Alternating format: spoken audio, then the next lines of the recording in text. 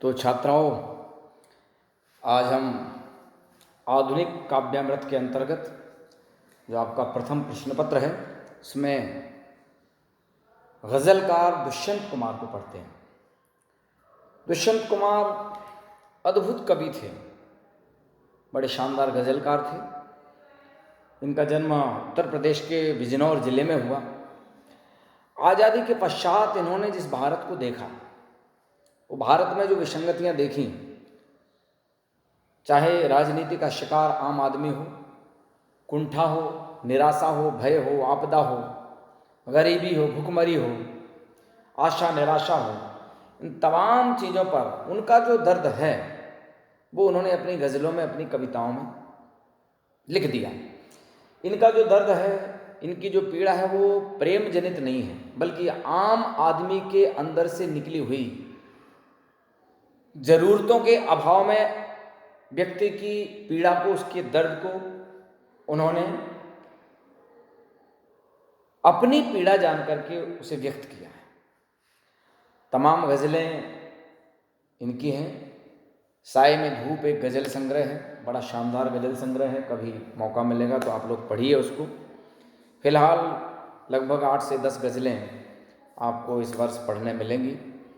दुष्यंत कुमार की पहली गज़ल मैं आपको आज पढ़ाता हूँ, इसको बड़े ध्यान से सुनिएगा और हाँ, चुपचाप आके बैठते जाइएगा। आप लोग लेट आए कोई बात नहीं, बैठिए, चुपचाप सुनिएगा। पहली गज़ल मैं पढ़ाता हूँ कि इस नदी की धार में ठंडी हवा आती तो है, नाव जर ही सही लहरों से टकराती तो है। दुष्यंत कुमार यहाँ ये कहना चाहते हैं कि कैसी भी निराशा, कैसी भी आपदा, कैसी भी पीड़ा हमारे सामने आ जाए, हमें कभी निराश नहीं होना चाहिए। कितनी भी बड़ी अग्नि परीक्षा हमारे सामने चुनौती लेकर के खड़ी हो जाए, लेकिन हमें जिस प्रकार से लोग कहते हैं कि उम्मीदों से आसमान टंगा हुआ है, उसी तरह से हमें भी उम्मीदें रख करके और अपने कर्म को करते रहना चाहिए। हमेशा निराशा के अंदर आशा ढूंढनी चाहिए। तो वे कहते हैं कि इस नदी की धार में ठंडी हवा आती तो है। नदी प्रलयकारी भी होती है, विध्वंस भी कर देती है, लेकिन यहाँ नदी के बहने से वो एक मधुर संचार, नदी के बहने से नदी की आत्मीयता, नदी के बहाव से हमें क्या लाभ है और नदी हमें क्या देती है, इन सब चीज़ों पर वो हमारी दृष्टि दौड़ाते हैं। ना कि ये कि नदी विध्वंसकारी हो सकती है, नदी डुबा सकती है, नदी प्रलय ला सकती है, नहीं। वो कहते इस नदी की धार में ठंडी हवा आती तो है, नाव जर्जर ही सही, हमारी नाव अर्थात हमारा शरीर, हमारी चुनौतियाँ, हमारा साहस भले जर्जर हो जाए, लेकिन वो जर्जर नाव की तरह लहरों से टकरा तो रही है। नाव जर्जर ही सही, लहरों से टकराती तो है, उसमें टकराने की क्षमता तो है, भले वो नाव जर्जर हो गई। उसी प्रकार से हमारे सामने कैसी भी विकट और विषम परिस्थितियां हों, लेकिन जिस प्रकार से लहरों से नाव टकराती है, उन चुनौतियों से हमें भी टकराना सीखना चाहिए। एक चिंगारी कहीं से ढूंढ लाओ दोस्तों, इस दिए में तेल से भीगी हुई बाती तो है। देखिए, फिर आशा का संचार करते हैं कि एक चिंगारी कहीं से ढूंढ लाओ, क्योंकि एक चिंगारी बहुत बड़ा प्रकाश कर सकती है। तो इस दिए में तेल से भीगी हुई बाती तो है, तेल से भीगी बाती कुछ पल ही सही हमें प्रकाश तो देगी, उजाला तो देगी। इसलिए वो आगे कहते हैं कि एक खंडहर के हृदय सी, एक जंगली फूल सी, आदमी की पीर गूंगी ही सही गाती तो है। देखो क्या भाव, देखो, एक विषमभाव और एक समभाव। एक खंडहर के हृदय सी, खंडहर आपने देखे होंगे भवन जहाँ कुछ भी नहीं है, और एक जंगली फूल, अगर जंगल में फूल खिला तो उसकी खुशबू कौन लेगा और कहाँ जाएगा। माने दोनों विषम परिस्थितियां हैं, लेकिन वो कहते कि आदमी की पीर गूंगी ही सही गाती तो है। जो गूंगा आदमी है वो बोल नहीं सकता, लेकिन उसकी पीड़ा वो व्यक्त कर सकता है, अनुभव कर सकता है और करता है। इसीलिए वो कहते कि आदमी की जो पीड़ा है वो उस पीड़ा को व्यक्त तो कर रहा है। तो व्यक्त करने का भाव यहाँ कवि ये कहना चाहता है कि जब पीड़ा को व्यक्त करेगा तो कहीं ना कहीं उस पीड़ा से जूझने की हिम्मत भी रखेगा। एक चादर सांझ ने सारे गगन पर डाल दी। एक उदाहरण दिया कि एक चादर सांझ ने, जब सायंकाल होती है तो पूरे संसार में, पूरी सृष्टि में एक सांध काल की चादर डल जाती है और यह अंधेरे की सड़क उस भोर तक जाती तो है। अंधेरे की जो सड़क है वो दिखाई नहीं देती है, इसलिए उन्होंने कहा कि भोर तक जा रही।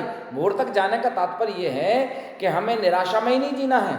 जो रात्रि का अंधकार है वो ये संदेश देता है कि घबराओ मत, ये जो अंधेरी सड़क है ये भोर तक जाएगी, अर्थात सुप्रभात होगा, घबराओ मत, तुम्हारे जीवन में भी प्रकाश होगा। तो निर्वचन मैदान में लेटी हुई है जो नदी, पत्थरों से ओट में जो जाके बत आती तो है। एक नदी है, निर्वचन मैदान में है, खाली मैदान में है, पड़ी है, सागर से मिलने के लिए जा रही है। दुनिया भर की दुर्गम स्थितियां उसके सामने आती हैं, पहाड़ भी आते हैं, खाई भी आती है, सबसे टकराती है, पत्थरों से भी टकराती है, जूझती है, लेकिन वो अंत में निराश नहीं होती है और सागर से जाकर के मिल लेती है। इसी प्रकार से कि पत्थरों से ओट में जो जाके बत आती तो है, उनसे बात करती है कि तुम मेरा रास्ता नहीं रोक सकते हो, मैं जाऊंगी और सागर से मिलूंगी। इसी तरह से हम जिस लक्ष्य को सोच लें वो लक्ष्य हमारा कोई रोक नहीं सकता, कोई कितना भी आड़े आए, लेकिन अगर हमने अर्जुन की तरह लक्ष्य को साध लिया है तो हम निश्चित उसमें सफल होंगे। दुख नहीं कोई कि अब उपलब्धियों के नाम पर और कुछ हो या ना हो आकाश सी छाती तो है। कितनी बड़ी बात कह दी दुष्यंत कुमार जी ने कि दुख नहीं कोई कि अब उपलब्धियों के नाम पर। हमें जितने भी कष्ट मिले हैं, जितने भी दुख मिले हैं, वो कहते हैं इनको उपलब्धि समझो। कहीं किसी शायर ने लिखा है कि दर्द से कुछ इस तरह नाता रहा, दर्द का एहसास ही जाता रहा। ऐसा नाता रहा मेरा पीड़ा से, दर्द से, कि उसका एहसास खत्म हो गया। इसीलिए वो कहते हैं कि दुख नहीं कोई कि अब उपलब्धियों के नाम पर, ये दुख, ये संकट, ये पीड़ा, ये समझ लो मेरी उपलब्धियां हैं। क्यों? क्योंकि मेरे पास कुछ हो अथवा ना हो, लेकिन आकाश जैसी छाती है, वो विराट छाती है। जिस प्रकार से आकाश उम्मीदों पर टंगा हुआ है, तो मेरे भी इस निराशा के बीच एक दिन आशा का संचार होगा। हमें अपनी उम्मीदों को नहीं मारना है। इस तरह से इस पहली गजल में दुष्यंत कुमार ने बहुत शानदार आशा का भाव संचार किया है। छात्राओं में और भी गजलें पढ़ाऊंगा। एक बहुत शानदार गजल जो सामयिक है उनकी, उसकी 4 पंक्तियां देखिए, आप बोर्ड पर देख रहे हैं।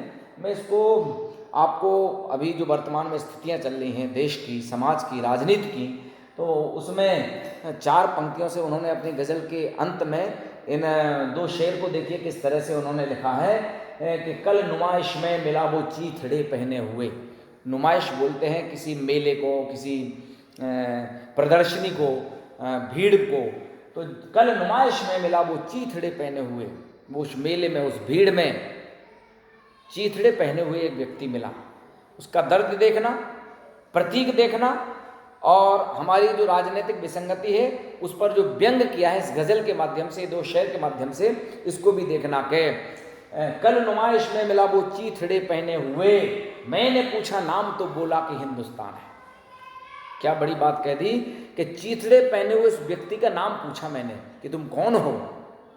देखिए, बिल्कुल वास्तविक दर्द, वास्तविक पीड़ा और वास्तविक स्थिति को दुष्यंत कुमार कहते हैं। तो वो व्यक्ति बोला कि मेरा नाम हिंदुस्तान है, मुझ में रहते हैं करोड़ों लोग, चुप कैसे रहूं। अगले शेर में वो कहते हैं कि मुझ में रहते हैं करोड़ों। एक जो गीतकार होता है, कवि होता है, पत्रकार होता है, जो समाज सेवी होता है, वो अकेले अपने दर्द को नहीं जीता है, उसके अंदर करोड़ों का दर्द होता है, आमजन का दर्द होता है, प्राणी मात्र का दर्द होता है। तो वो अपने ऊपर उस दर्द को लेते हुए कहते हैं, चूंकि कवि हैं, कि मुझ में रहते हैं करोड़ों लोग, चुप कैसे रहूं। मैं अकेला दुष्यंत कुमार नहीं हूं, मेरे अंदर करोड़ों लोग रहते हैं, करोड़ों लोगों का दर्द मेरे अंदर समाया हुआ है। हर गजल लब सल्तनत के नाम एक बयान है। तो मेरी हर गजल, मेरी हर कविता सल्तनत के नाम, राजनीति के नाम, शासन के नाम एक बयानबाजी है। इसलिए मेरे बयान को सुनिए और इन पर तरस खाइए। इस तरह से देश की वास्तविक स्थिति को उन्होंने अपनी गज़ल के इन 2 शेरों में रखा है। मैं फिर कल और गज़लें लेकर के आपके बीच उपस्थित होऊंगा। तब तक ये 2 मैंने जो पढ़ाए हैं